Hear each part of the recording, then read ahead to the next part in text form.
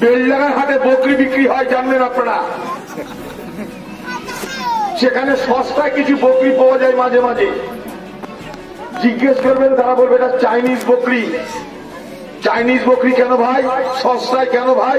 বলছে এগুলো খায় দায় লাই দিয়ে পালায়। এরকম কংগ্রেসে কিছু চাইনিজ বকরি তৃণমূলে গেছে, আর তৃণমূল ভাবছে এদের দিয়ে আমি বেহেশত তৈরি করব, এদের দিয়ে আমি জান্নাত তৈরি করব মুর্শিদাবাদ জেলায়, যেগুলো কংগ্রেসের ঠুকে দেওয়া মাল। তৃণমূল বলছে পঞ্চায়েত ওদের, পঞ্চায়েত সমিতি ওদের, জেলা পরিষদ ওদের, মিউনিসিপালিটি ওদের, তাই এখানকার ভোটও ওদের। আমি বলেছি যে হ্যাঁ একদম ঠিক, তৃণমূলের হাতে পঞ্চায়েত, কারণ গত পঞ্চায়েতে মানুষ ভোট দিতে পারেন। এখানকার তৃণমূলের মস্তান আর বাংলার মুখ্যমন্ত্রী, তার সঙ্গে পুলিশ। মুখ্যমন্ত্রী বলল 100% পঞ্চায়েত আমার চাই।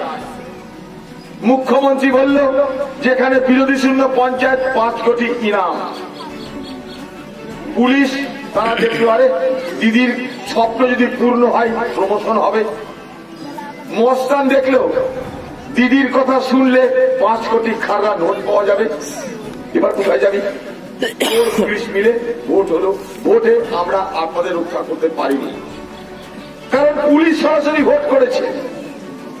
এখানকার পুলিশের যিনি এসপি, সে এসপি আর ডিএম দিদির একটা জোড়া বলদ, এই জোড়া বলদ মিলে এখানে ভোট করেছে।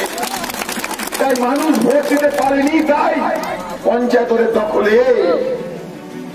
আমি বলেছি সাংবাদিকদেরকে, পঞ্চায়েত আপনাদের দখলে 100%। পঞ্চায়েতের ইট, কাঠ, বালি, পাথর, চেয়ার, টেবিল, আলমারি, ফ্যান, বাল সব আপনাদের দখলে। কিন্তু কোনটা আপনাদের দখলে নাই জানেন? মানুষের মন আপনাদের দখলে নাই। ইট, কাঠ, বালি, পাথর, লোহা, লক্কর সব আপনাদের দখলে, আর মানুষের মন কংগ্রেসের দখলে। তাই মুর্শিদাবাদ কংগ্রেসের দখলে হবে,